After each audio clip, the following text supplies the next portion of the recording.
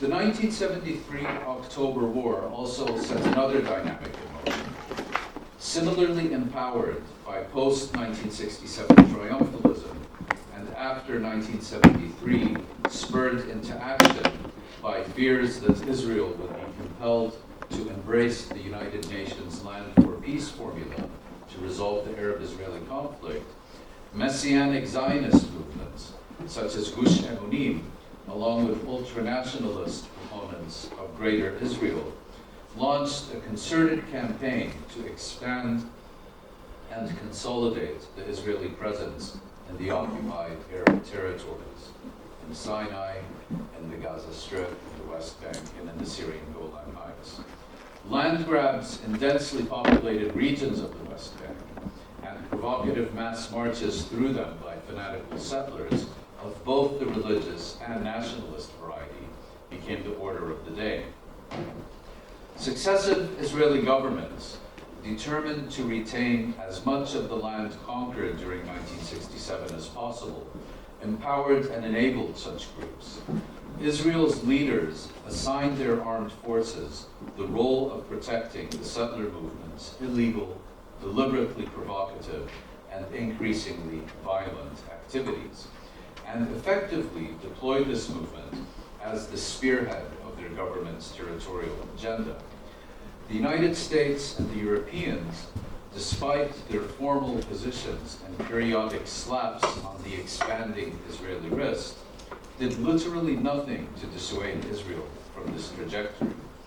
In various ways, these countries played a vital role in making the settlement enterprise, and with it the process of creeping annexation, a viable proposition.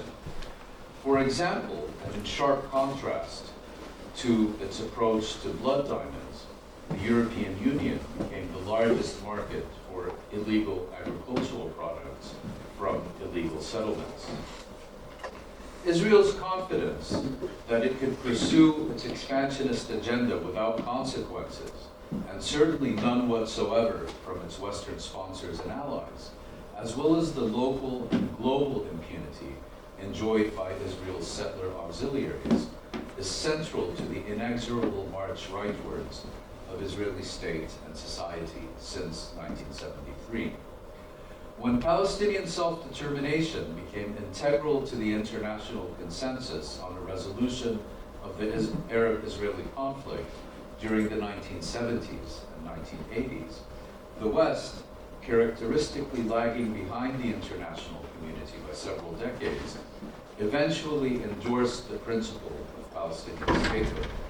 But this endorsement never went beyond the declarative.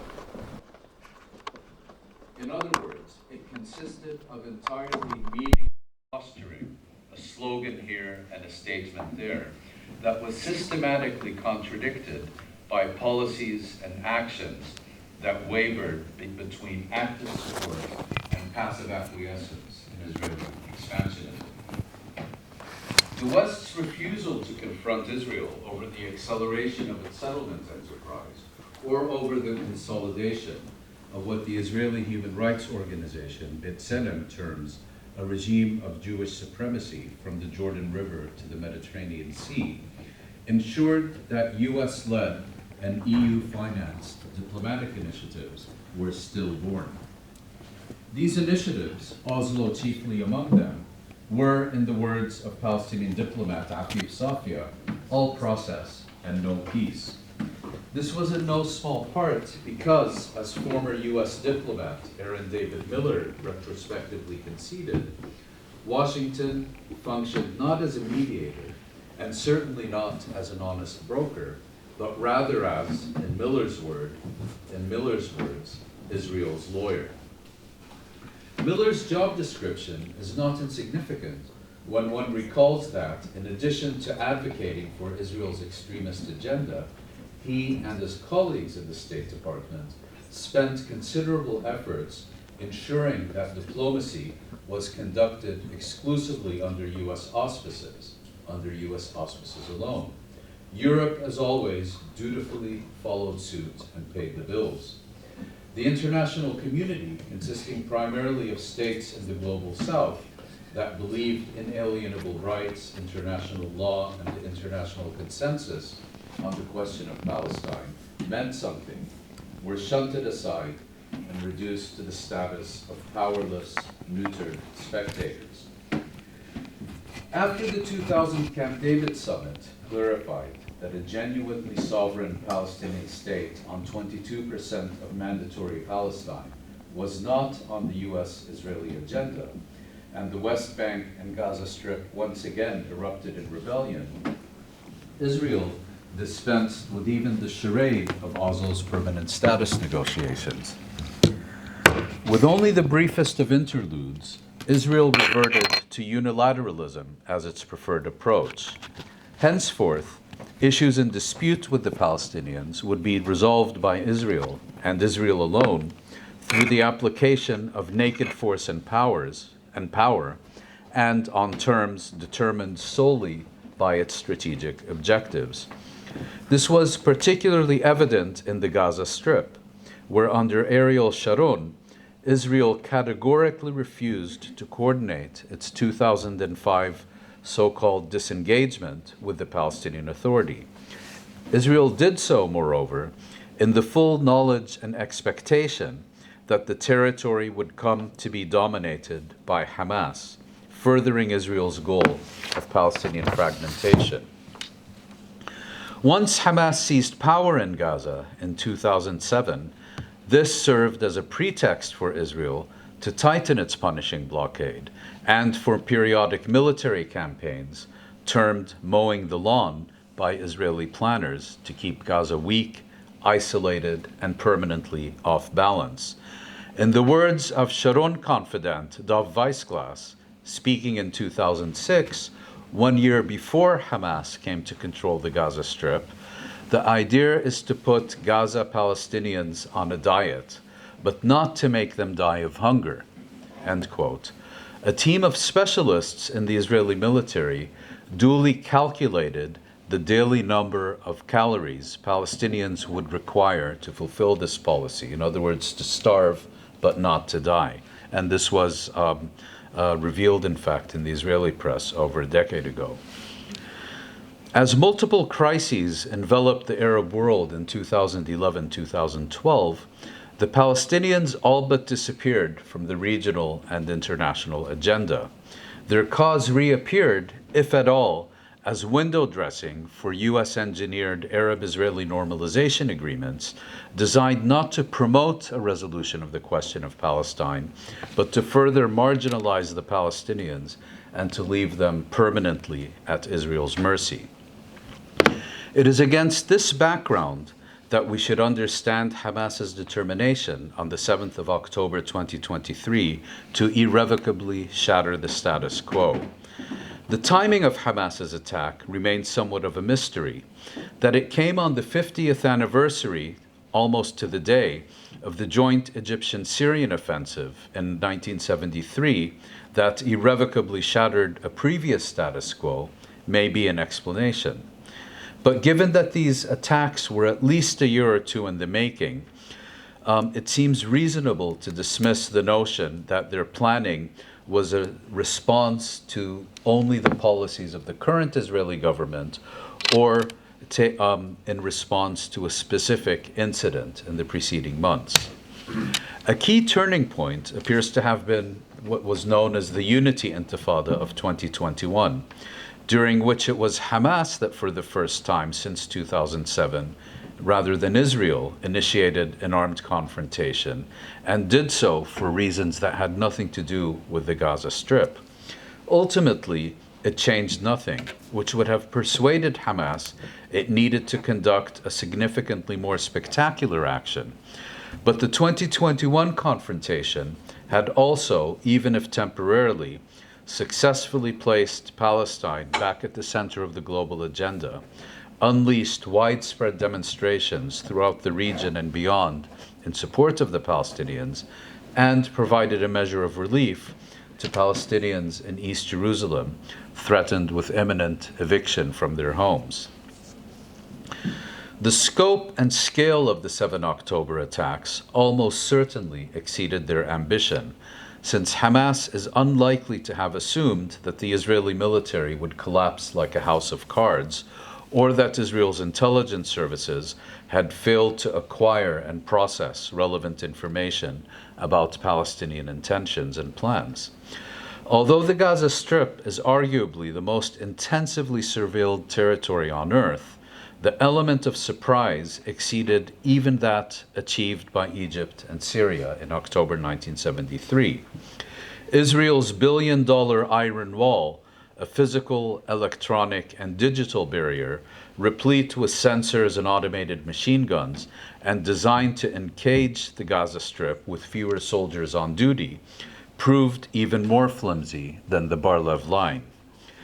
While 7 October 2023 has entered the Western imagination as a premeditated atrocity whose sole objective was to kill Jews and to kill as many Jews as possible, the reality is somewhat more complex.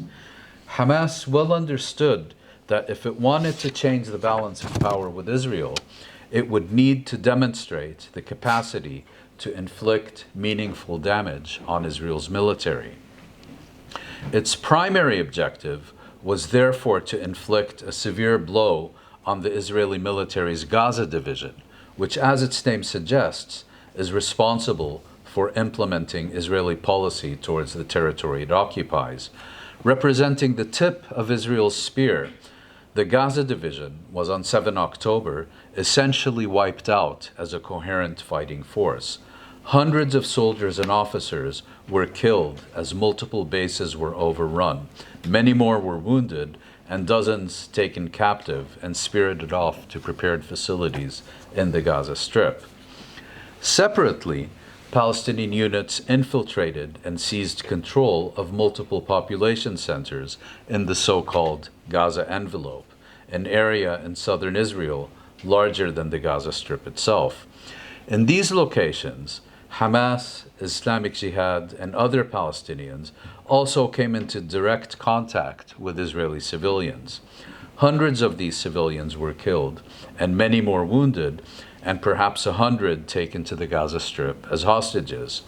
According to figures released by Israel, the scale of civilian casualties on that day was more than double that of its military casualties. As demonstrated most prominently during the Second Intifada, Hamas is not averse to targeting civilians, and claims that such attacks violate its moral code can therefore be dispensed with. That unarmed civilians were killed, not only in situations of crossfire, or by Israeli forces using the same tactics to reconquer Israeli towns that they habitually employ against Palestinians, but killed primarily and often deliberately by Hamas and other Palestinians in significant numbers, and in some cases massacred, appears indisputable. At the same time, the narrative of Palestinian Einsatzgruppen rampaging through southern Israel on a single-minded mission to spill Jewish blood is also nonsense. Hamas does not have a record of attacking Jewish targets that are not Israeli, nor one of attacking Jews or Israelis outside Israel-Palestine. It should be noted, as a matter of record, that not only the Palestinian Authority, but also Hamas have called upon the International Criminal Court to investigate all allegations of criminal activity. Israel, supported by the United States, and what could be more redundant than the phrase Israel supported by the United States, reject such investigations as a matter of principle. Currently, they are deploying every means at their disposal to prevent the courts from implementing the existing arrest warrants or issuing additional ones with respect to Israel's prime minister and his former defense minister on charges of war crimes and crimes against humanity. The most lurid stories circulated in the aftermath of the 7 October attacks, many repeated to this day, have upon closer examination been exposed as fabrications or lack sufficient evidence. The former US President, Joe Biden, will probably go to his grave insisting he has viewed images that simply do not exist, of infants beheaded by Palestinians.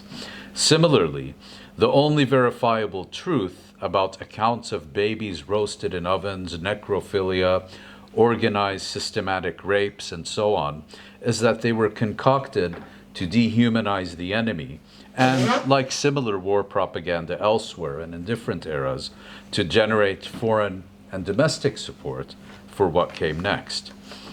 It was not only the unprecedented scale of casualties on the 7th of October, over 1,000 killed, thousands wounded, and more than 250 held captive within Gaza, that marks that day as the most traumatic in Israel's short history. Equally important is that it represents the first time since 1949 that Israeli territory within Israel's internationally recognized boundaries was seized by its enemies, and that it had to wage war within its undeclared borders. It is a scenario Israel had for a decade been preparing to confront on its northern border with Lebanon, but never anticipated would emerge from the modestly armed militia in the pauperized, blockaded, intensively surveilled Gaza Strip to the far southwest. A territory, it is worth recalling, that Israel has been controlling for over 5 decades.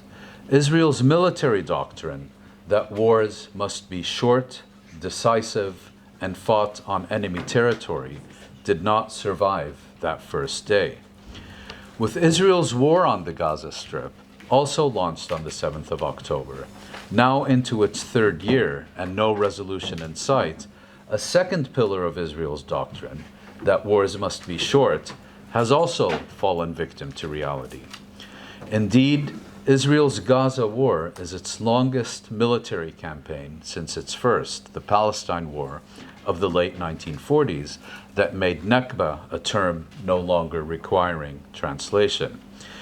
In view of the overwhelming power disparity between Israel and the Palestinians, the mere duration of this confrontation suggests Israel's military campaign has confronted significant challenges. While Israel has once again proven itself to be an effective killing machine, ground operations and urban combat do not appear to be among its strengths. Although armed to the teeth by the United States with the most advanced American weaponry, and with an unlimited supply of munitions, and with the brightest of American green lights, it is increasingly clear that Israel is not capable of achieving a decisive outcome. Yet the destruction of Hamas's military infrastructure and of Hamas's ability to govern the Gaza Strip is only one of Israel's war objectives. The other is to inflict apocalyptic levels of death and destruction upon the Gaza Strip and its Palestinian population, in part to satisfy Israel's seemingly insatiable lust for revenge, in part because Israel believes that a society destroyed will be deterred and deter others from contemplating anything similar, and in part to fulfill a long-standing policy objective. This objective, stretching back to the 1950s, identifies the large number of 1948 refugees in the Gaza Strip, who comprise some 3/4 of its population and often live within a short distance of their former homes. 75 years ago, many made the journey to the Gaza Strip on foot. Israel views this population as a perennial threat to be resolved by their removal to more distant lands. Over the decades, Israel has proposed numerous initiatives to reduce the Gaza Strip's Palestinian population, sending them to destinations as far afield as Paraguay. Turning the unconditional Western support provided on the 7th of October to further advantage, Israel immediately began advocating the wholesale permanent expulsion of Gaza's population to the desert, Egypt, Sinai Peninsula. The proposal was enthusiastically embraced by the Biden administration and several European leaders, but faltered when it was categorically rejected by Washington's closest, most dependent, and otherwise most dependable Arab partners.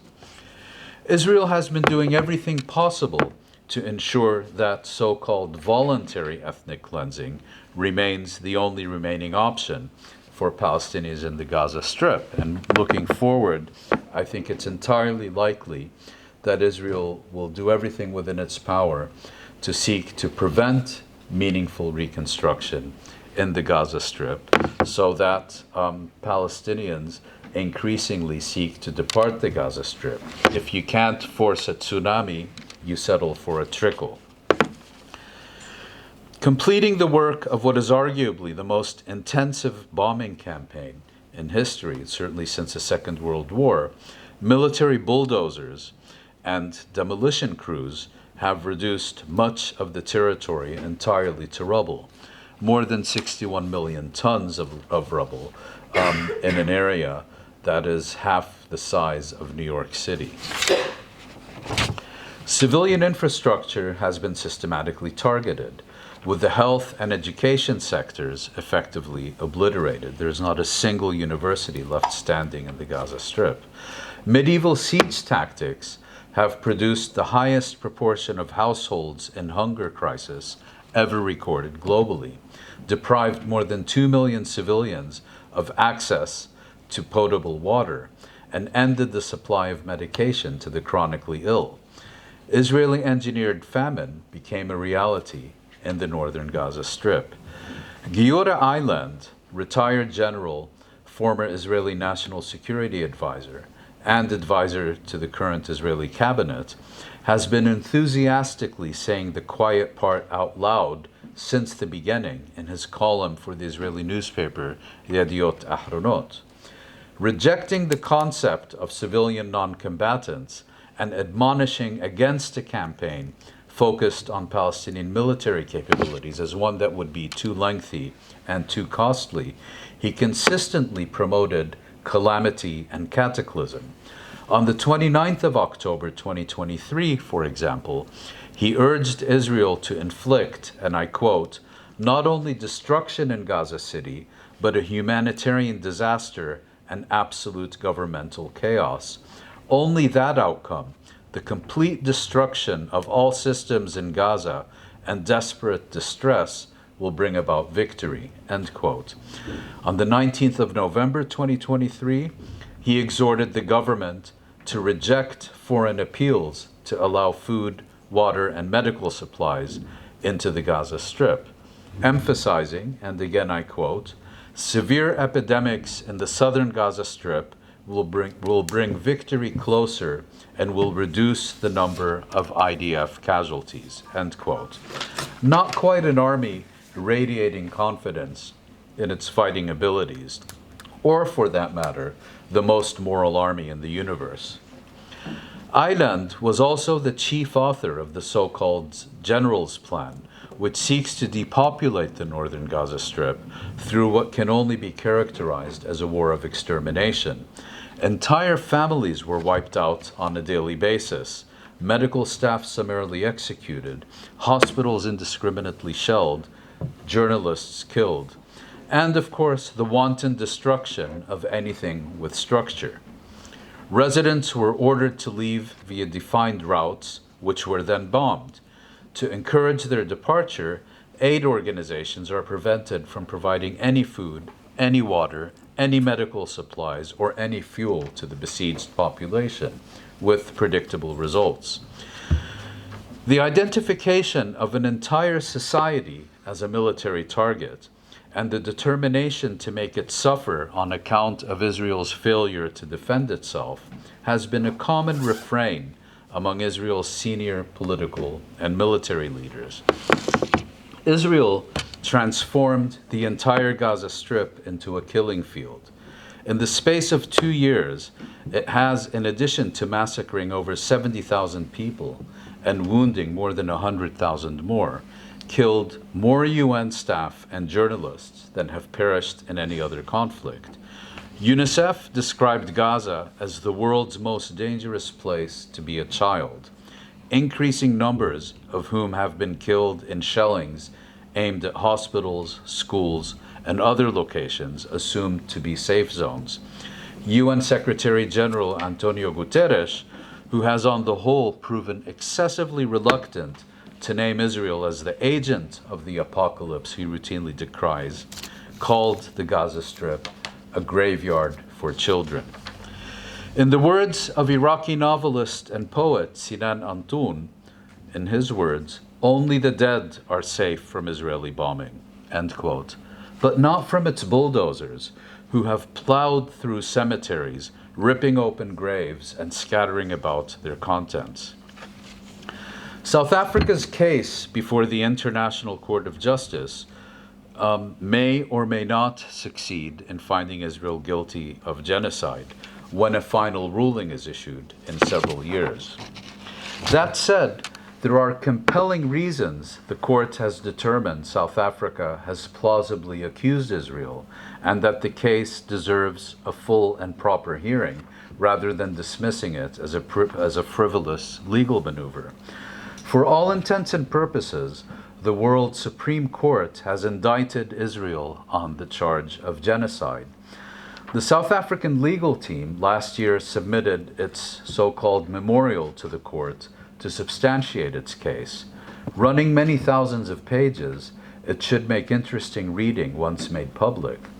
But it will not be comprehensive because, as the South African legal team noted, the overwhelming volume of evidence at their disposal left them with no choice but to be selective. This past summer, the International Court of Justice issued a separate ruling in the form of an advisory opinion that deems the occupation itself illegal, illegitimate, and unlawful. It not only calls upon the occupation to be rapidly terminated, but obliges every UN member state, including, of course, the Czech Republic, to refrain from any action that contributes to the perpetuation of the illegal occupation. Outraged by this challenge to Israeli impunity and this affront to their rules-based international order, in which international law only applies to others, Israel and its sponsors have gone on the rampage against not only the Palestinians, but also the United Nations itself. With but the faintest expressions of concern, Israel has passed legislation terming UNRWA, the Palestinian the UN's Palestinian Refugee Agency, has termed UNRWA a terrorist organization and prohibited it from operating in territory that Israel illegally occupies. It is, to the best of my knowledge, the first time a national parliament has adopted legislation specifically banning a UN agency from operating in this manner. But given that Israel's enablers view Palestinians as expendable and irrelevant human scum, and Israeli impunity a principle of their foreign policies, anything goes.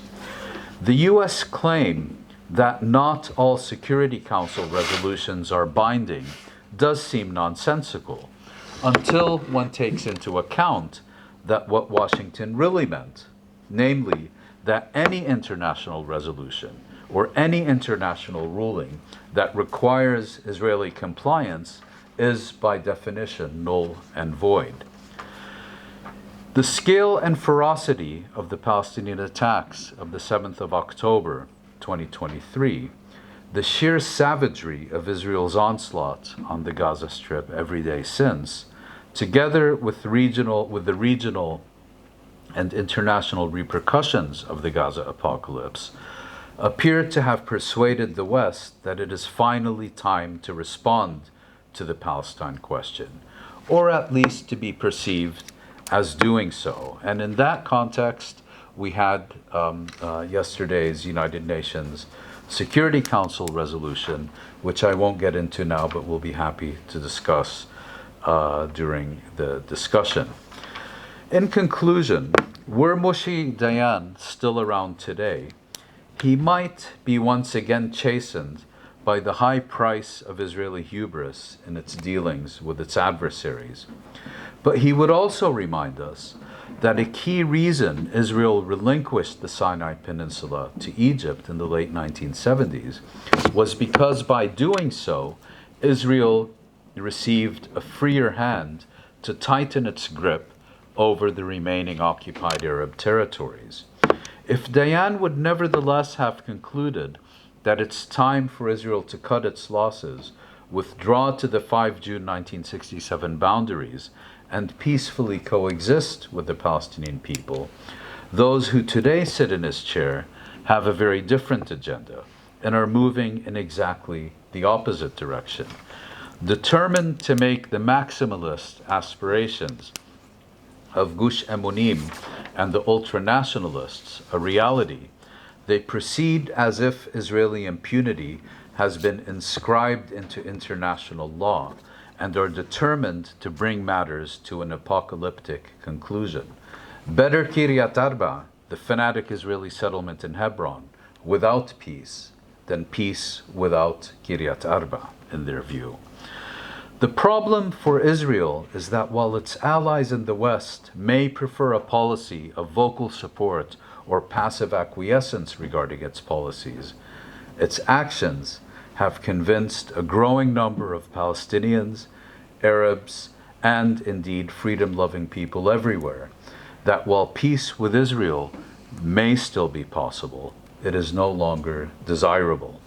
Coexistence with a genocidal, irrational apartheid state that consistently seeks to resolve political challenges with overwhelming violence and responds to failure with only more force is a proposition with diminishing support in the region.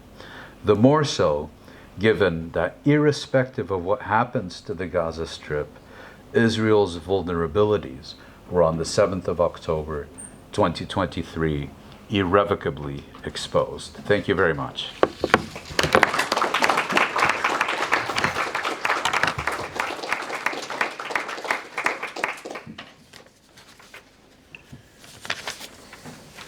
Thank you, Mouin. It was, I think it was a grim picture. I realized. I was trying to be optimistic. You didn't, but maybe it's not possible to be optimistic today after those 2 years. I recall the film which I saw with some of you 1 year ago, which was called Gaza Ground Zero. It was a great film, and I think the whole region, or at least this Palestine-Israel territory, is the ground zero, I think, from the point of view of possible solutions to that conflict.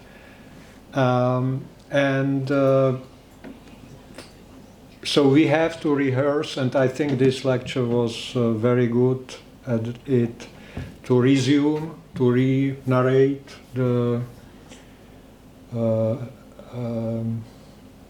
whole conflict in several points from the point of view of where we are today.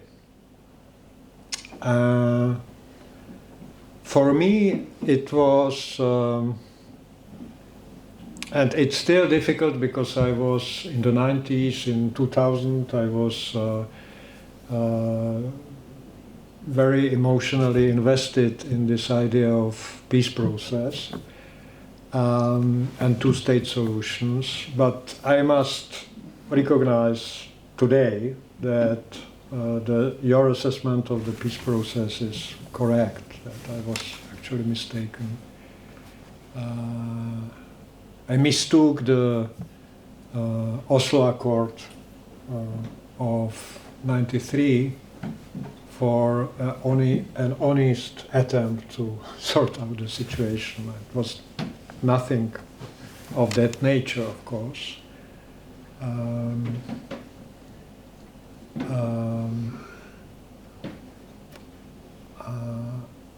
I remember I was reading the reaction of Edward Said in the early 90s on the Oslo Accord. I was quite surprised because I knew that Said was one of the Palestinians who actually coined this solution, like, to share Palestine between two states from the end of the 70s, I think.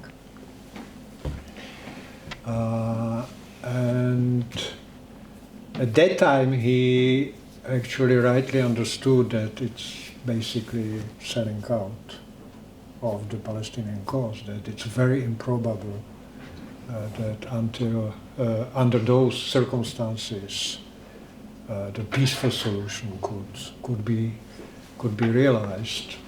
And I think the crucial, if I may add, my assessment of why it collapsed in 2000, it would connect with, you mentioned, with the comment of Aaron David Miller. That if this was the case, it was doomed from the very beginning, of course, because if you have the two parties which are completely with such a disparity of power, and you have a mediator of the conflict, the first thing the mediator has to do is to try to balance the power. If he is to side with some of those two parties, he has to side with the weaker party, because otherwise the stronger party will never have any motivation to strike a deal, right? So in retrospect it's clear that America did exactly the opposite, and it couldn't have ended up otherwise than it did.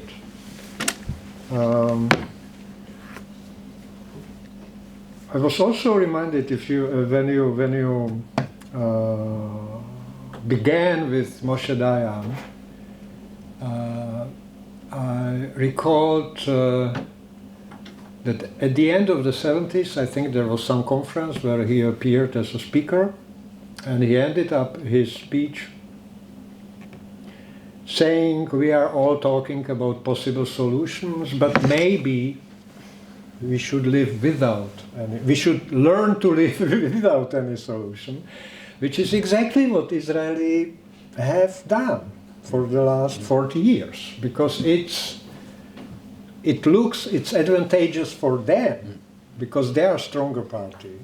So for them it's advantageous to live without a solution, and they can create facts on the ground and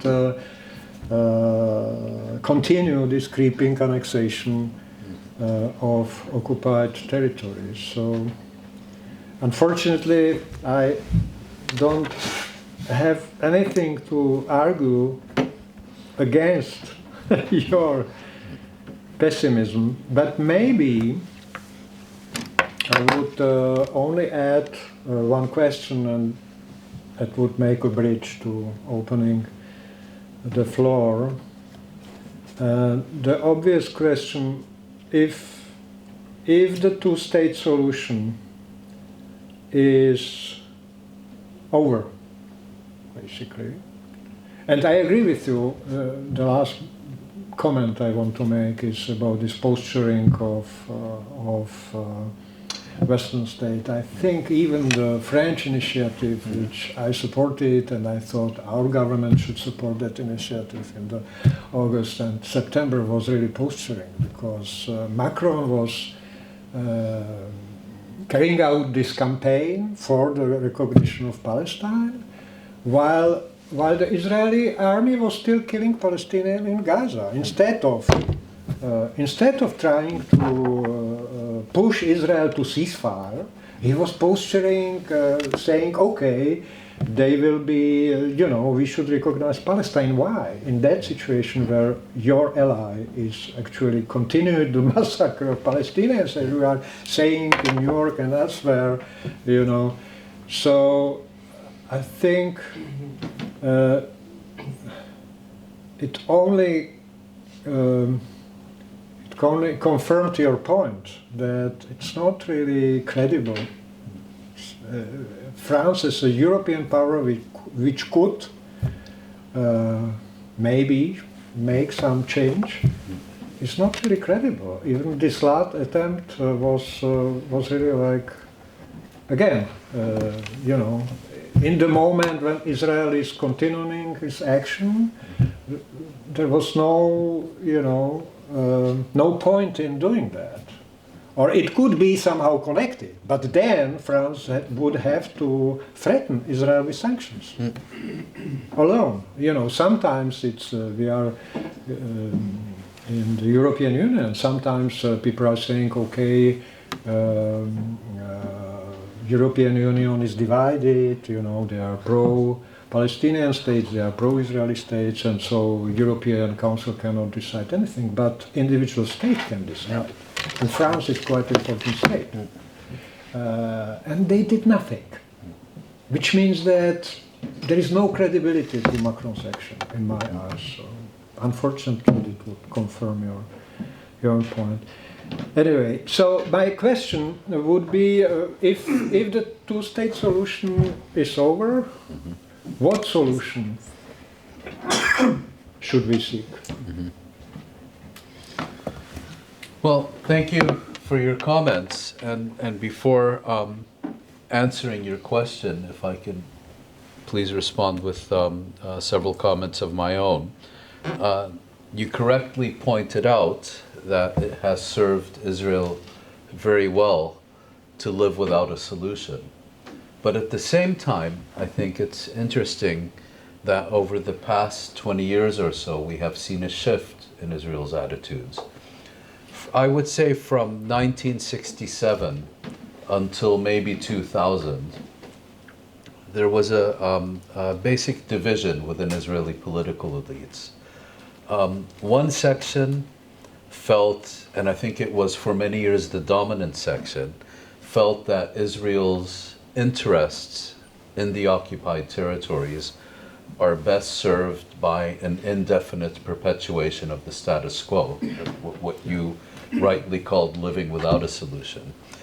There was another trend that said, no, Israel's interests in the occupied territories are best served by seeking a formal territorial accommodation. For many years, it was known as a Jordanian option, in which it was hoped that Israel could negotiate a division of the West Bank with Jordan, and then that after the first Intifada led the Israeli government to conclude that the status quo was untenable. It resulted in Oslo.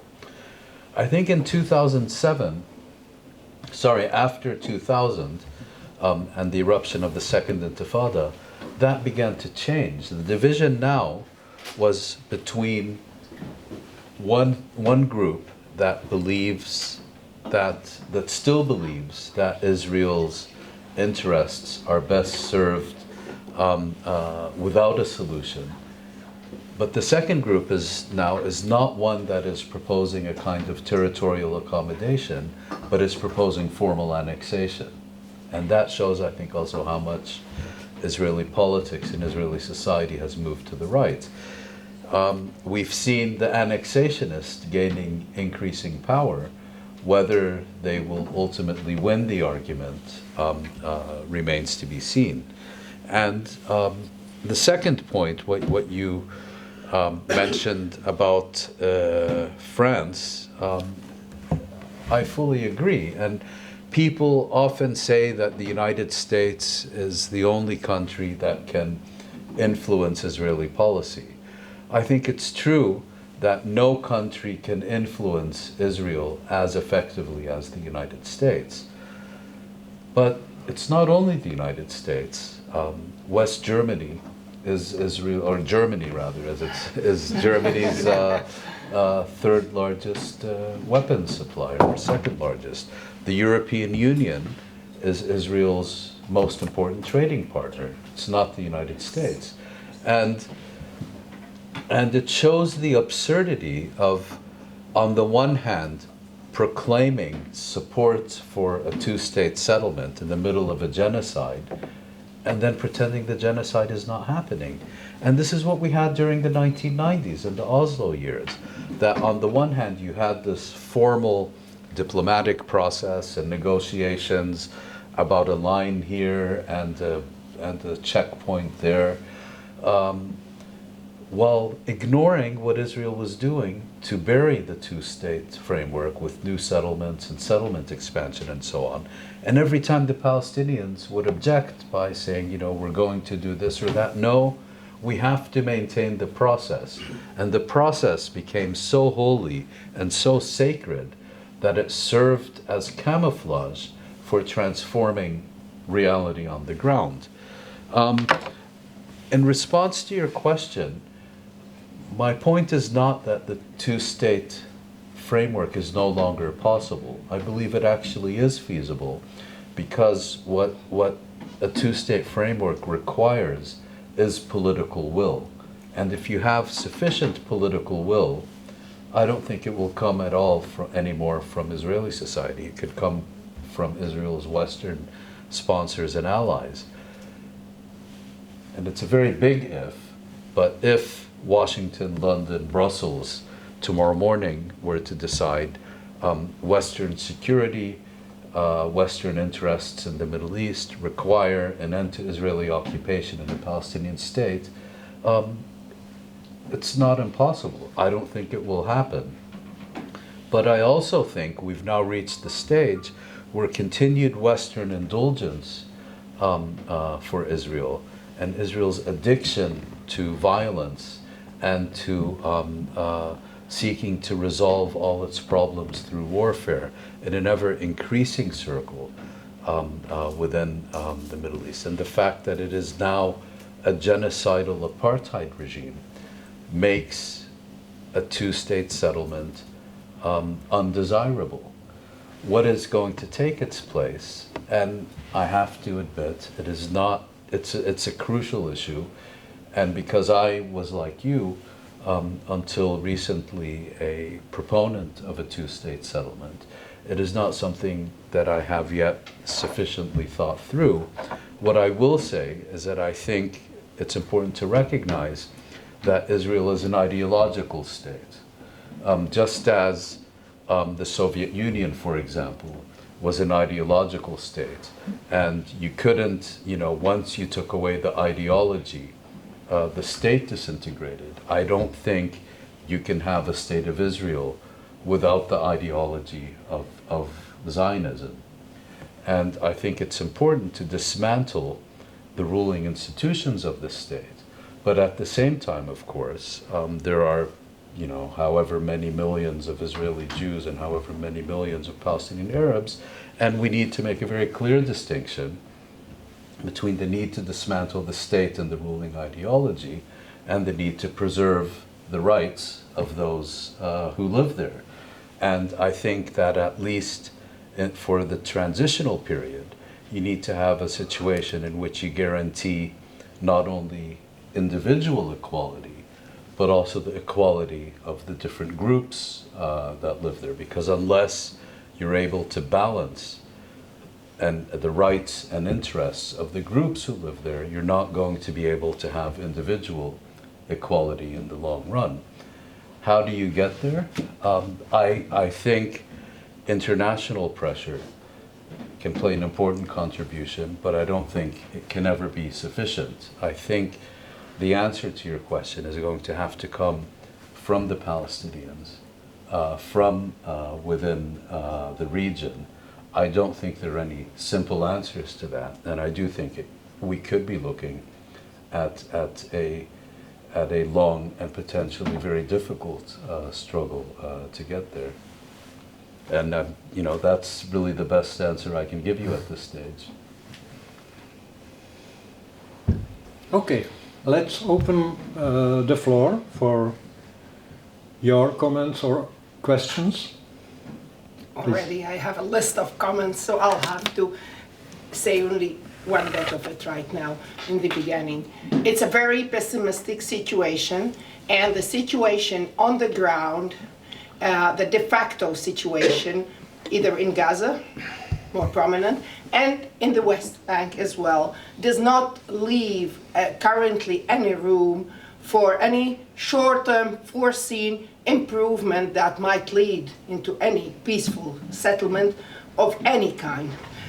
Currently, speaking today, let's say yesterday, there was the meeting of the Crown Prince, Saudi Crown Prince with Trump and the White House. And there was like a hype before that in Israel for some time that we want to normalize, because once you normalize relations, once Saudi Arabia becomes part of the Abrahamic Accords, then the whole Arab world will follow. And that was what Israel was really keen and enthusiastic, while in Saudi Arabia there was not such an enthusiasm at any point in time.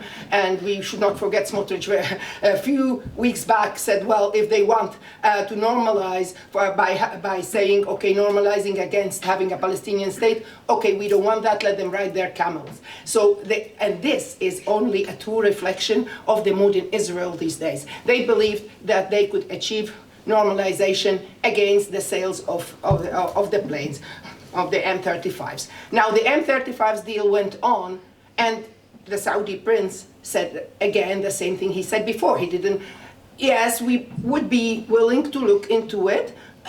Well, there would be, but it will only happen if a state is there. A prospect of a state means a prospect of our normalization. Therefore, they reached nothing, and in Israel, the reaction was, if this is what he wants, if it's the Palestinian state, no, we don't want. They are ready to reject, and they are rejecting this. If they are rejecting this, which is a prospect of further economic prosperity and integration that they were dreaming about, which was shattered by the 2 years of war, if they are ready to reject this, how far can we imagine the mood in Israel is? Again, they are totally against any prospect of any Palestinian state. And this speaks throughout the broad spectrum of the political parties, both that are now in the government, as well as those who are in the opposition, whether a leftist opposition, or whether it's a Likud side, or whether it is Lieberman's party, or any other party in Israel for that fact. So the hope, even the so-called leftists, they are all one man's word. So the mood is very, very against. And the only thing that happens, and they reject even this, like you said, you want to discuss this thing about the Security Council's decision, which was again refused and rejected and criticized by all the Palestinians, fractions of any kind, because this is undermining any sovereignty, putting those forces that would be there like a peacekeeping forces that would be on the ground, not to supervise but to interfere. And Israel does not want these forces to keep any peace. They don't want them to observe anything. They see that those forces are there to take Hamas weapons. And this is something that is not realistic or feasible. Everyone knows that. So that's what they want. Now, they don't want the forces. They don't even want the Turkish part of the forces at all. They consider them allies and supporters of Hamas. So what they want to replace that, so undermining this by replacing them by little cheap mafia militias that they are creating, several ones of them. And a representative of each of those militias comes to Israel, speaks on Channel 14, the most rightist channel in Israel, to say that burning even the flag of Hamas, saying that we will do this and that. So they want the chaos that was there. So with a government like that, and not only a government, with a nation, it's no more a government that is genocidal, that has a policy. It's not an army that is genocidal and not an apartheid genocidal state anymore. It is a full state with all majority of its citizens in that position. So this is horrific. If the prospect is that all parties, with the exception of few voices in their parliament, the Arab members of the parliament, few Arab members of the rest, nobody speaks against what's happening. So if they are supportive of it, if they support the law that is proposed to kill the Arab prisoners that are in Israeli prisons. If it went through the first reading, it will go through a second and third reading. So the mood in Israel, the mood is too bad to do anything. All those settlers that were now, yesterday, the day before, burning the villages, burning houses in the West Bank, they came up, they discussed it in their own parliament, their own government said, some few settlers that are not well educated will go through education programs. So this is the answer to crimes, to widely spread crimes that are increasing day by day. And they could not do a full-fledged annexation of the West Bank like they wanted. So now they are doing this step-by-step annexation, like one by one, bite by bite, a little by little. But the pace of the increasing terror that they are inducing, even physically, is alarming. It is going not by months, by weeks, by days. It's increasing. It's all hordes. Like a family would find a horde of 30, 40, 50 settlers there with their weapons, and they are, the people are afraid. So people will leave, they try to push everyone to leave like that. So what kind of a solution can be found in an environment like this? They have companies. They have a company that goes into Gaza with an Estonian owner, Estonian-Israeli owner, and proposes and under the disguise of an NGO that supports Islamic families from Islamic countries and helps them to build a new life in Malaysia, Indonesia, took them to South Africa on a bogus plane, etc., etc. And this is only few hundreds here, few hundreds there, but people are in desperate situation. The tents in Gaza are full of water, and they say it is a Hamas propaganda that these tents are in water because it's the infrastructure which couldn't do it. But why? Because Hamas took the money of the infrastructure to buy weapons. Who destroyed the infrastructure? No one says. Who actually destroyed all those houses so that people cannot stay in their houses and staying in the tents? Nobody says. That is what Israel presents. They present it to their public, they present it to the world. So in such an environment, what expectation can we have of a way forward? I'm sorry, it was too long. I'm so sorry, but Should we take a few more questions, or should I? Maybe you could react to that in a short way, and then we gather more questions. I promise. What do you think? All I would say in response to that is I think there may have been a time in which there were forces within Israeli society that could have pushed for some type of resolution. I think, for example, if you look at the late 1980s, there was a quite active Israeli peace movement. If you look at the early 1970s, there was a quite active Israeli movement among Jews from the Arab world whose main agenda was the discrimination of their community by the Israeli state, but then also, in a number of cases, broadened their agenda against what they saw as a European supremacist ideology of the ruling Israeli elite against not only their community but Palestinians. I think that's all in the past. There are important voices now speaking out against Israeli policy, but we're now talking at the level of individuals, not of movements. And so, I mean, having listened to you, you're basically asking,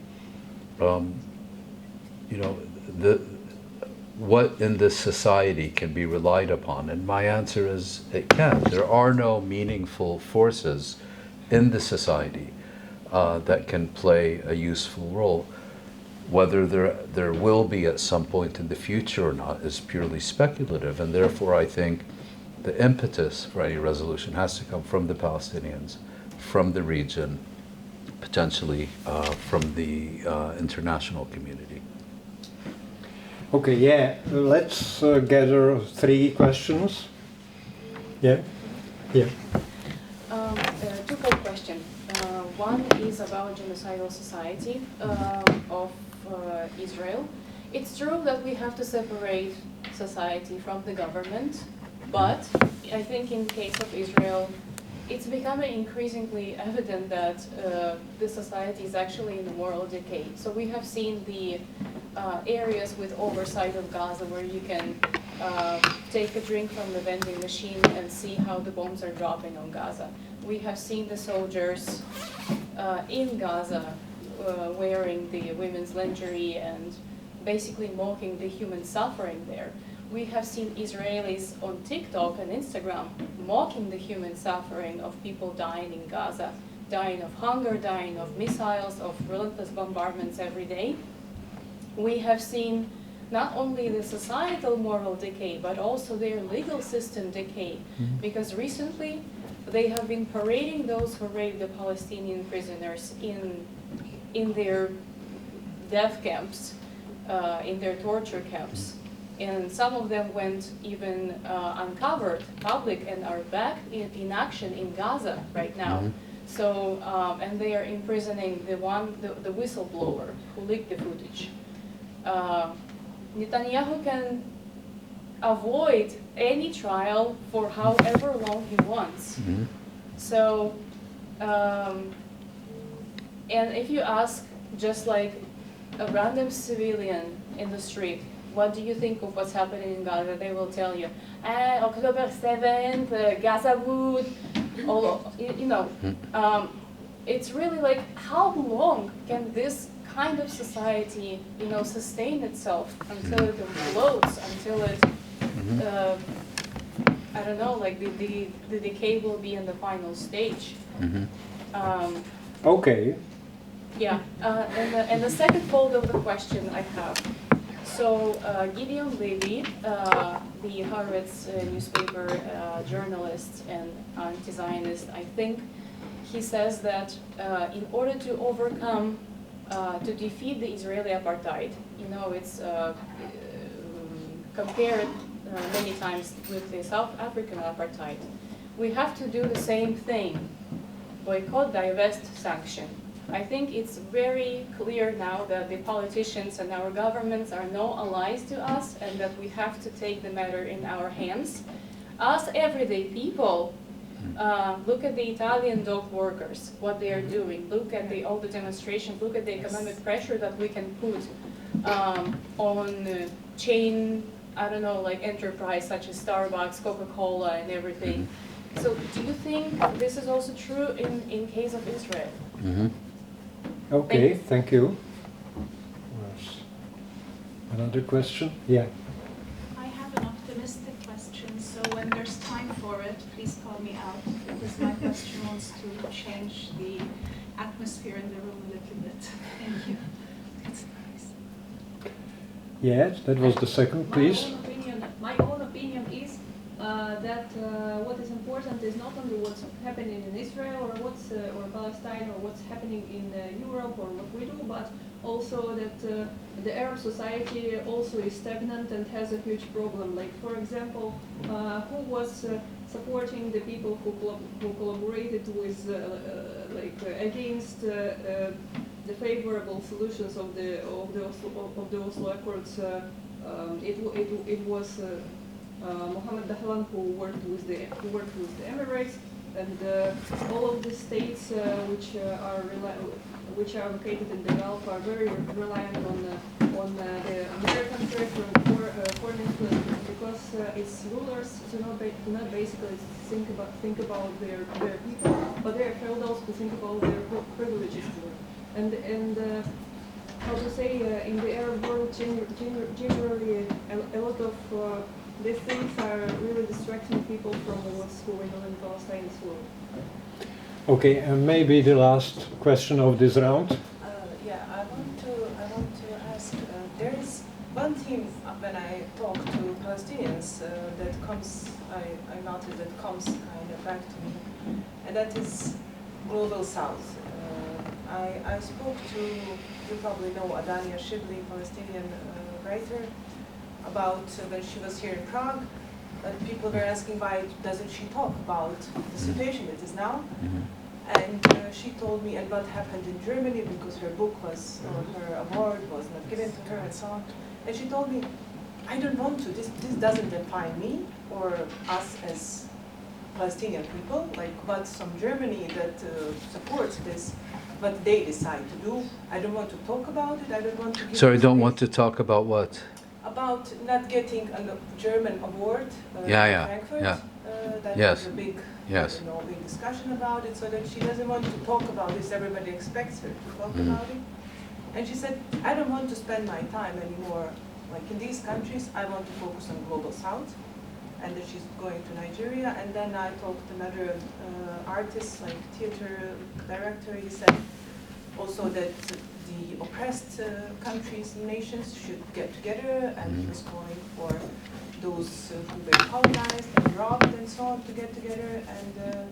And now when you, like, if you notice this in Brazil, there was this environmental summit, and everybody was really supportive of Palestine and of the cause in Palestine. So I'm just wondering if maybe the future could be a little bit more towards embracing this power from the. What is your opinion? Thank you. Okay. Mouin. Thank you for those questions. I think you're basically asking your first question about the de-radicalization of Israeli society, is how I would understand it. And, I don't really believe in this idea that you can de-radicalize people through giving them better information or re-educate. You want to de-radicalize people, you take away their impunity, and you take away the power they have over others. You take away their supremacist privilege, and then you don't have to do anything. They will de-radicalize themselves. It really is that simple. That's your first question. Your second one about BDS. Look, it was very important that South Africa was transformed into a pariah state, and that when its rugby team went anywhere, there were demonstrations in the streets and so on, and when Paul Simon went and made an album with South African musicians, when he gave a press conference in Washington, people attacked him so much that he broke down in tears, and there was a UN arms embargo. All these things, they were important, but they didn't end apartheid. What ended apartheid was that you had an 8-year-long continuous popular uprising by the African majority that began in, I think, in the 83, 84, and continued all the way until, Mandela was released from prison, and there were negotiations over the Constitution. So, I think, people like us who were in Europe or North America or wherever, who were very involved in the movement to sanction and divest from South Africa and to boycott it, we tend to see developments in South Africa from our own perspective. And I certainly like to think that I played a role in ending apartheid in South Africa, because when I was in university, we took over the administration building for 3 days to try to force the university to divest. Well, it felt good, but I'm sure that my contribution to the end of apartheid was pretty close to zero. Symbolically important. It helped.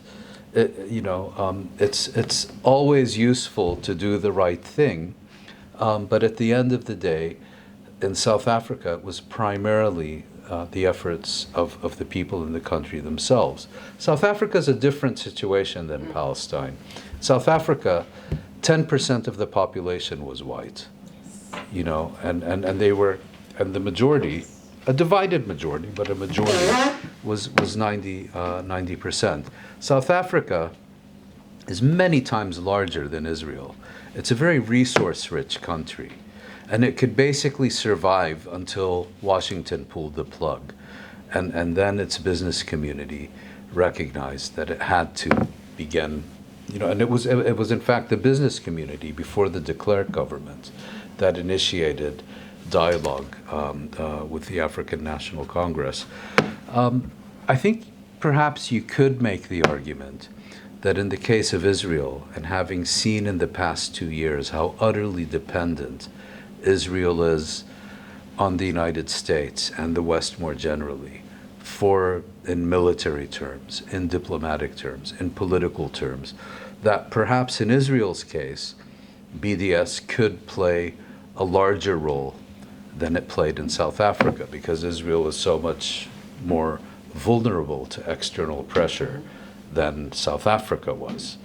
Perhaps that's true, but at the end of the day, it's still my belief that any effort to isolate Israel, to transform it into a pariah state, to boycott it, to sanction it, very important, but is probably going to be of secondary importance compared to what is done in the region itself. And this brings me to the question about the Arab role. And yes, I mean, the Arab states, the Arab governments have for 2 years willingly played the role of inert spectators and have been quite happy to do nothing as long as Israel was slaughtering Palestinians within their own homeland. They really only began to make an issue when they began proposing, this Gaza Riviera, expelling all the Palestinians from the Gaza Strip to Egypt and Jordan and so on. Then the Arabs began to raise their voice and said, we can't have this. And ultimately, the turning point in this whole genocidal military campaign was the Israeli bombing of Qatar, of Doha. It was then that the Arab governments came to the conclusion, if this pyromaniac, if they don't stop giving him matches and kerosene, he's going to burn the whole region. It was then that they began to seek to exercise pressure on Washington. And to an extent, it worked. And we know that the Arab governments have real influence and real leverage if they choose to use it. And I think the best example of that in the past year is not Palestine, but Syria. When the Assad regime was ousted and replaced by the new leadership, the Gulf states all took a decision that they believed, rightly or wrongly, I'm not going to get into that now, that the new rulers in Damascus were capable of ensuring security and stability in Syria, and that crucial to that effort was lifting Western economic sanctions on Syria, because if they didn't, the Syrian state and society would collapse and you'd have another Iraq exporting instability to the Gulf. And it didn't take much effort for them to convince Washington to lift sanctions. And for those of you who've looked into this, Israel wanted sanctions to remain on Syria for at least the next 10,000 years. And they were lifted within the space of a few months because, the Saudis, the Emiratis, and the Qataris, they promised Trump to invest several $1 trillion in the US economy, which is never going to happen, but he could make nice press releases. And it wasn't that difficult to persuade him. So, these governments have influence, have leverage. The question isn't whether or not they have it. The question is whether or not they're prepared to use it. And we've learned they're only prepared to use it when they feel their own national security is in the balance. And that also means that they've been very effective at preventing any public protest by their own populations. And this I see in the context of the Arab upheaval of the 2010s and the belief among these governments that the minute you see the emergence of a public protest, whether it's about Palestine or Cambodia or Peru or anything else, you have to stop it from the very beginning before it develops into a serious threat against that country's leadership itself.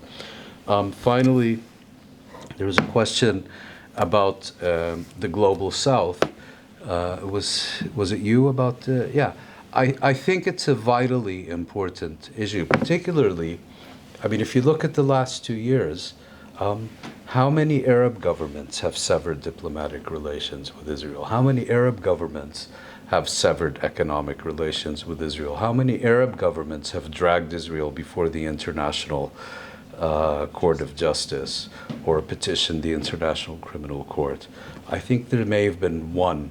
Libya, I think, joined the genocide case, which suffered a genocide of its own in the 1910s, or by Italy. But that makes the global South, I think, of paramount importance for the Palestinians. At the same time, I think it's also important to recognize that global South is like a label. You look below it, and you have a very large number of countries with very diverse forms of governments, with very diverse economies, with very diverse geopolitical alliances, with very diverse interests.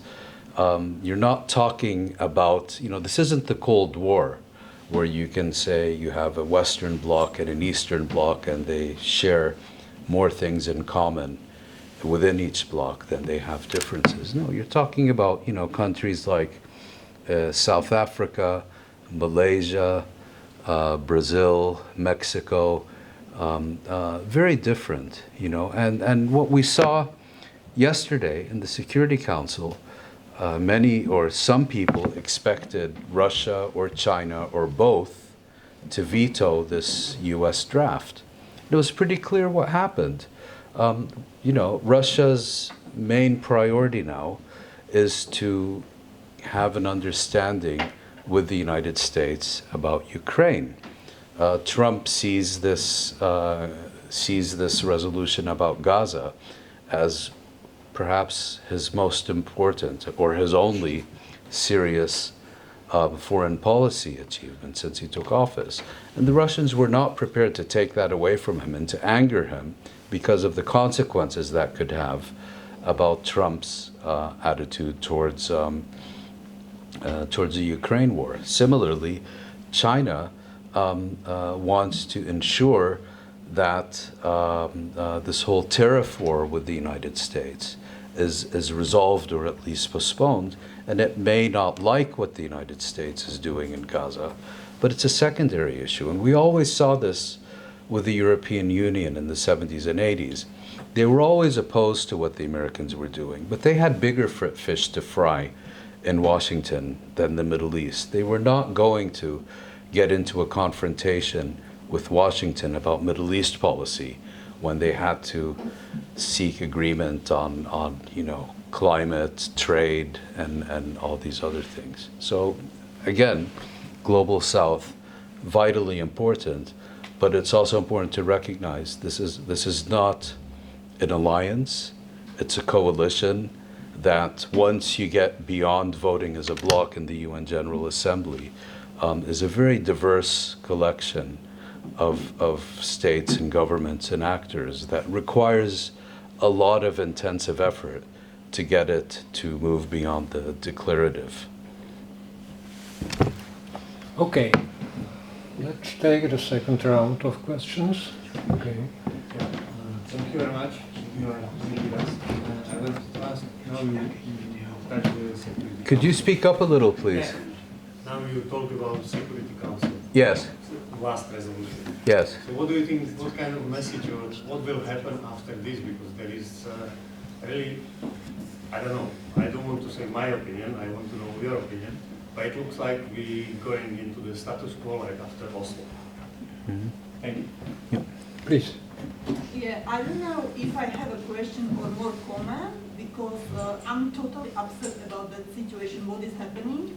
And my question is, why the fuck we need European Union? Why we need them? We don't need them. They're here for us, also politicians, also the leaders. They're doing nothing. And I agree with the lady in front, how she said that it's the people who, if I understand well, it's the people who need to do the push. Because we saw how, what the global flotilla summit did. We saw that in Italy, we saw that everywhere, maybe not so much in Czech Republic, okay? But we see that all over the world.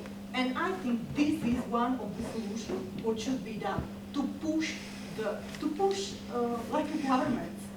They are really here for us, not we are not here for them. So. Okay. Yeah, please, gentlemen there. Yeah.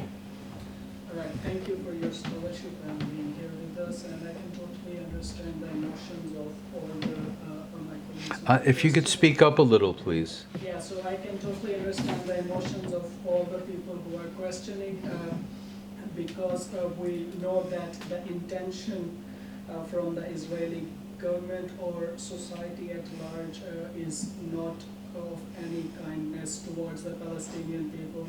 But when we talk about the October the 7th, we know that there are so many contentions within that also. For example, we see the interview by ex-Israeli Prime Minister Ehud Barak, who was talking about Israeli funding of Hamas to Qatar.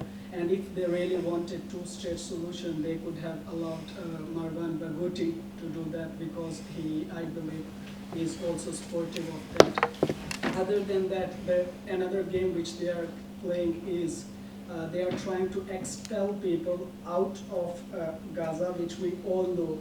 And on the other side, another game which is going on is by some Ponzi scheme experts like Patrick David. What he is saying, okay, these people are coming here and they are taking over Europe. So on one side, you are pushing people out of their homes, and on the other side, you have Patrick David, people like him, who are doing this propaganda also. So what do we think about those people? Where should they go? And you rightly said Arabs didn't really care about them until it came upon them. Okay, we might also need to take some people. And my colleague here mentioned about the leaders. We just need to understand that they will never allow any nice leader to lead those countries. Just like they don't want Imran Khan to lead Pakistan, they would never want any nice leader to lead any of the Muslim country. Even if there is a leader, they will tag it as a terrorist and try to assassinate. Was there a question? One more thing about the leaders. I believe that leaders are not doing what they should do, like Nelson Mandela did. Yeah, that's a leader. For me, these global leaders, they are not leaders. They don't do anything. Yeah, how leader of the Dubai or a ruler of the Dubai who kept his own two daughters in the home prison, how this can be leaders? These are not leaders. And I think they all should fail. Sorry, I just want, you didn't have a question. No, it was just a comment. Okay. Sorry. Okay, please. And I wanted to, sorry, you go. Who? No, you have already had a question, please. Okay, I'm sorry, please go ahead.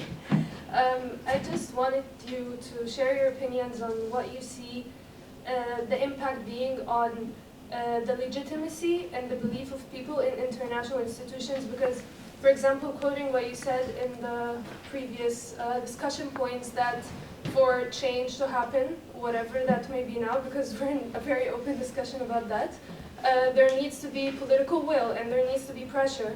But in my view, there won't be pressure until those institutions that we speak of change from their core. So they will become like new institutions. If the Egyptian government is to intervene, it needs to completely change. It cannot intervene with its current state. Same with the US, and so on and so forth. So how do you see the impacts, the long-lasting impacts of what has been happening on legitimacy of international institutions such as big powers or the United Nations, et cetera, and what's the future of them? Well, I think there's, you made a statement I agree with, and you made a statement I agree with. So that leaves two questions, I think. The first was, I think from here about the United Nations, latest United Nations Security Council resolution. And you compared it to Oslo. On one level, I fully agree with you. On another level, I would say it's an attempt to establish an Oslo-like process, but imagine that this is actually possible with a much lower political ceiling. And basically, it sets up a process for interminable negotiations about nothing that will never achieve anything. And the interesting thing is, getting back to your earlier comment about not having a resolution, this may suit Israel just fine, because from Israel's perspective, if you don't have agreement about governance in Gaza, well, it may be bad for Tony Blair, but it would be good for Israel, because then it can use that as a pretext to prevent reconstruction, to continue limiting the entrance of aid and goods and supplies into the Gaza Strip, and to create conditions through which even more people seek to find a way out of the Gaza Strip. That's I think, a likely scenario.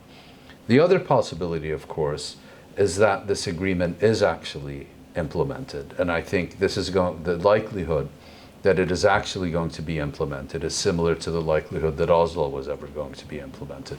But assume for the sake of argument that it is, then Gaza effectively becomes an international protectorate.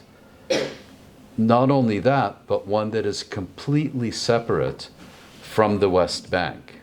And it becomes an entity into itself. And so, and in this context, I think it's interesting that yesterday there was the day after the Security Council, there was an annual resolution on the rights of the Palestinian people in the General Assembly, which reaffirmed their inalienable right to self-determination, to sovereignty, to statehood. It received 164 votes. Even the Czech Republic voted for it, which I thought was quite interesting. And I think my understanding is that there were basically efforts in Brussels to coordinate to ensure that all. But the Czech Republic very rarely casts votes that Israel doesn't like. But on this instance, it did.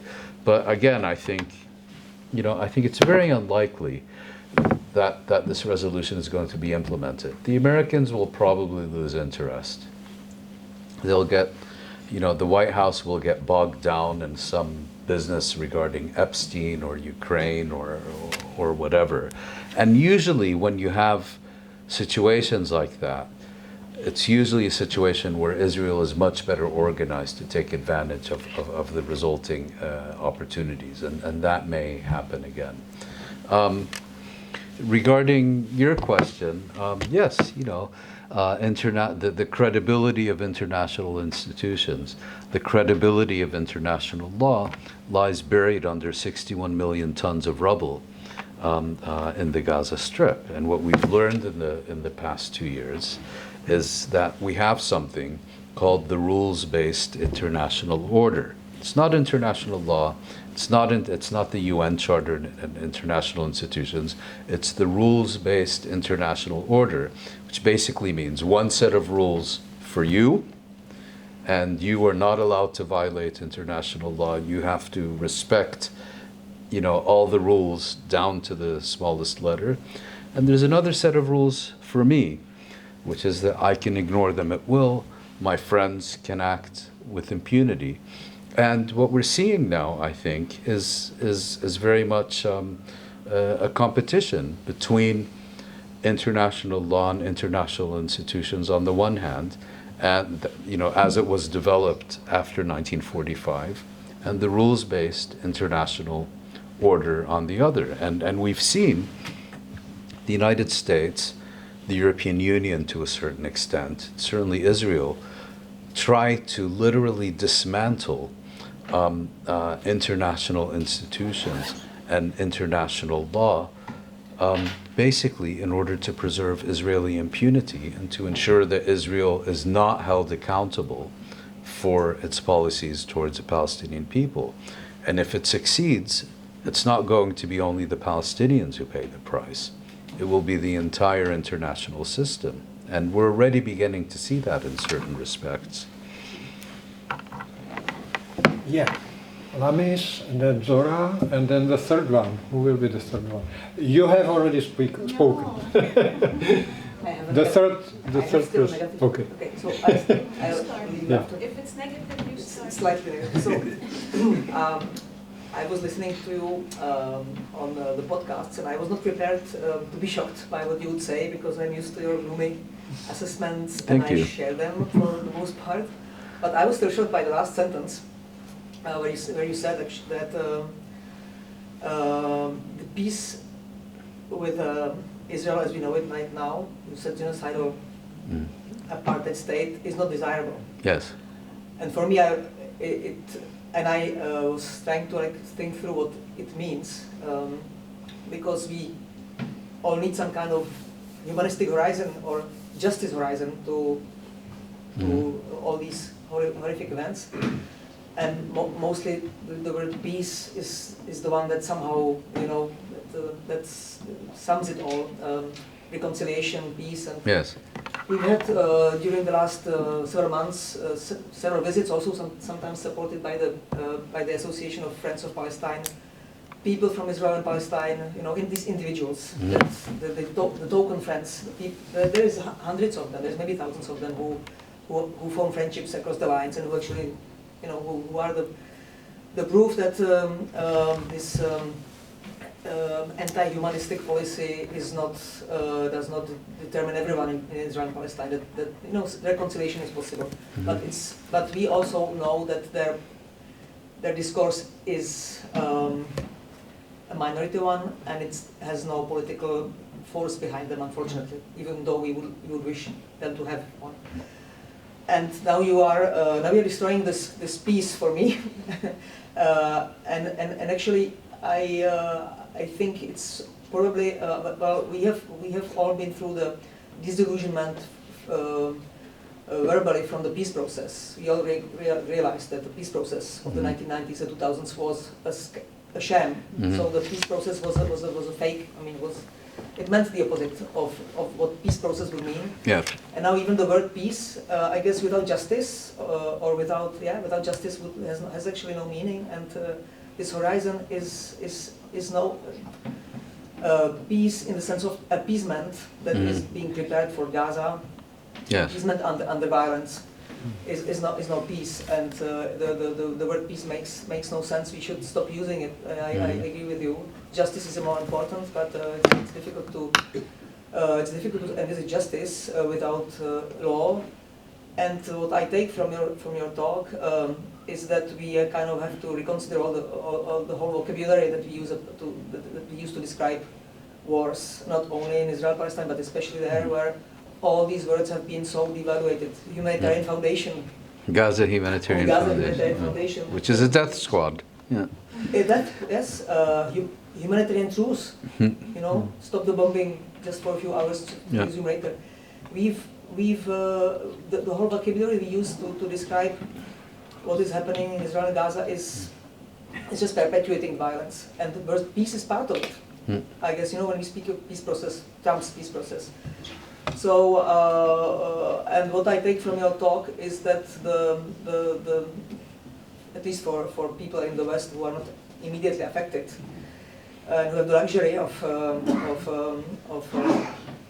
thinking and not just fleeing and trying to survive, and also the responsibility to do the work is the discursive work. To actually, what you were saying, to reflect on the political and ideological basis of this power structure, not only the war, but also various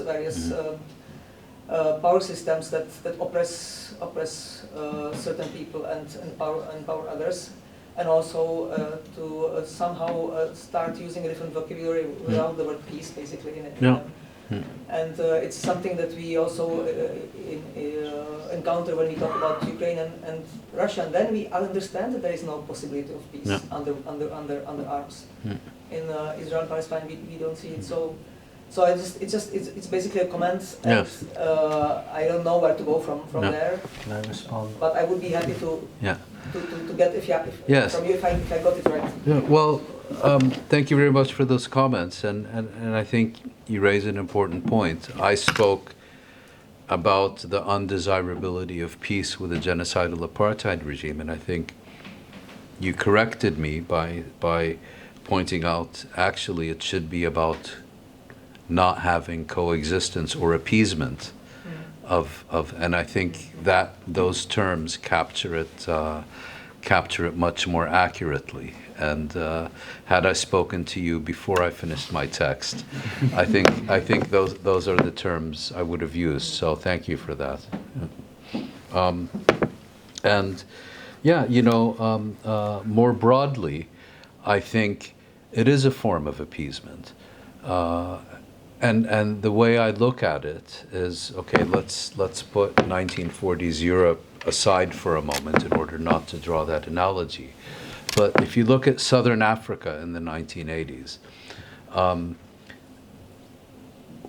would it really have been possible to have peace in the region of Southern Africa unless you first dismantled the white minority regime in South Africa? I don't think so. It was constantly at war with its own people, with Angola, with Mozambique, constant attacks in Zambia, and so on. And then you look at Southeast Asia, and you see the same phenomenon. You know, could you have had durable security and stability in that region if you had appeased the Khmer Rouge to the point of guaranteeing coexistence with them? No, because it would have been coexistence on their terms, and that would have been the very antithesis of regional security and stability. So I think the terms you used are much more accurate than the ones I did. And just, yes. And I appreciate that you made the difference between the institutions of the state yes. and the people. Yes, of course. Yeah, and I wanted to emphasize that as well. That it's not about yes. the people and yes. peoples, but it's about the institutions. Yes, and again, if I could just repeat what I said about earlier about, you know, de-radicalization. If you want to de-radicalize people, take away their power, privilege, and impunity, and they'll do all the work themselves. Yep. Yeah, please. Thank you so much again. Like we were saying, this was a trilogy. You started off, it was like a crash course on Palestine in 3 days. So thank you so much for this. I want to end on a more positive note and really a call to action. Because of course we could be realistic, and it's very important to be realistic, and you're very your deep thinking and your ability to explain in simple terms these very complex sort of power struggles in the region and how they translate into action on the ground or not is obviously very important. But I want to bring it back to the Czech Republic and to Europe and to what's happening now and to the future, and to the very near future. So 2 years ago in the Czech Republic, this would have been unthought of. And I think... Sorry, what would have been unthought of? This setting that we are in right now, and even the depth of the questions that were proposed to you would have been unheard of. So it encourages me and it makes me optimistic. I think Zora would agree that there's this level of knowledge and understanding and deep thinking and realization, which in our neck of the woods was unheard of before. If anything has changed, Czech Republic is a very tiny, minute mirror of what is happening in the world, and even here, things are changing. We are not Germany, but things are changing, right? Nevertheless, thank goodness.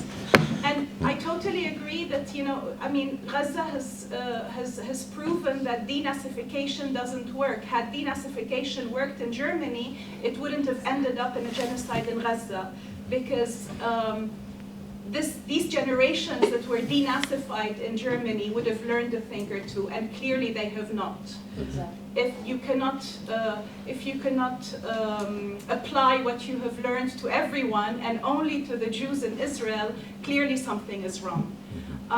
So I'm glad that we've moved this far, and if we don't just look at the Czech Republic, but in the world, let me call it the Mamdani effect, you know, to find something pop culturally TikTok friendly for this generation. It speaks volumes of things that are happening.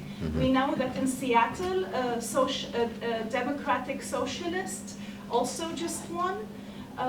Against all odds. It's happening across the region, it's happening in Europe as well, even if it's only local elections. We haven't quite felt it in the Czech Republic during the last elections, but it doesn't matter, we will get there. But we know that even in the Czech Republic, the Green Party has been forced to be vocal, and its constituents have forced it to take a stance. And we know that the young generation in these political parties are forcing the older generations to be accountable. So I'm encouraged by that. And if we look, I mean, Israel and the Zionist movement in general realize what this shift means. And the way they're fighting it is, if you can't really beat them, they are joining the extremists in the Western world. They are heavily investing into Islamophobia, heavily investing into xenophobia, heavily investing in these extremist, radicalized ideas. And even in the US, that's not really paying off all the time. But in Europe, it seems to be working. So I think if we don't work on Gaza, if we don't work on Israel, if we don't work on genocide, we need to be working on these other subliminal messages they are putting into our societies against Islam, against xenophobia. And that's what we need to be working on. And the fact that they're investing so heavily with so much funds on several levels, and Netanyahu is meeting with influencers, that's how important these voices are and this change is. I think it speaks volumes of how scared they are, and it means what we're doing is working. So we just need to be doing more of it on a larger scale. Could I start? Okay, we are running out of time, so you have the last word. Could I start just by embarrassing your daughter and ask, is it her birthday or hers? I should have prefaced my remarks in response to your question by recalling that the concept of appeasement is very much born in this country. In the late 1930s, the whole idea of the Munich Agreement and basically allowing Germany to take over Sudetenland is really the pinnacle of achievement. So I should have noted how much that concept resonates in Czech history. In response to you, I agree. I mean, just last week or 2 weeks ago, the Israeli Foreign Ministry announced it was investing $150 million for propaganda efforts to improve its image among evangelical Christians in the United States. Now, the idea that Israel would need to do anything to improve its image Israel's image among evangelical Christians is supposed to be sacred without it investing a single penny.